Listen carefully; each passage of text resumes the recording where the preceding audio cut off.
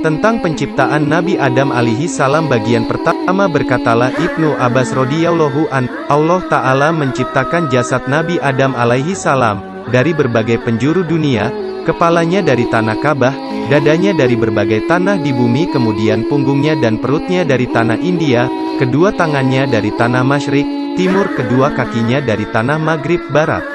Pada hadits yang lain diriwayatkan, berkatalah Wahab ibnu Munabbih, Allah Ta'ala telah menciptakan Adam alaihi salam dari 7 bumi, maka kepalanya diciptakan dari bumi yang pertama, lehernya dari bumi yang kedua, dadanya dari bumi yang ketiga, kedua tangannya dari bumi yang keempat, punggung dan perutnya dari bumi yang kelima, pinggang dan pantatnya dari bumi yang keenam, dan kedua lengan kakinya dari bumi yang ketujuh.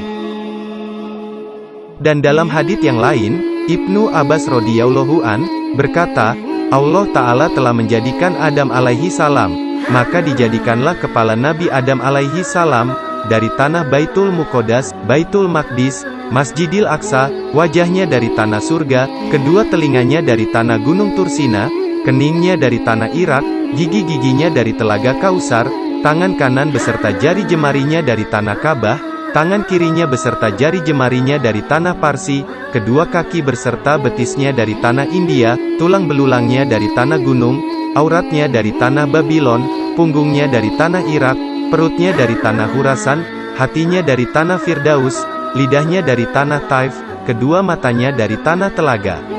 Karena dijadikan kepala itu dari tanah Baitul Muqaddas, maka jadilah ia tempatnya akal kepandaian dan tempat berbicara. Karena dijadikan kedua telinga itu dari tanah Tursina, jadilah ia tempat mendengar nasihat dan fatwa. Karena dijadikan kening itu dari tanah Irak, maka jadilah ia tempat sujud kepada Allah Ta'ala.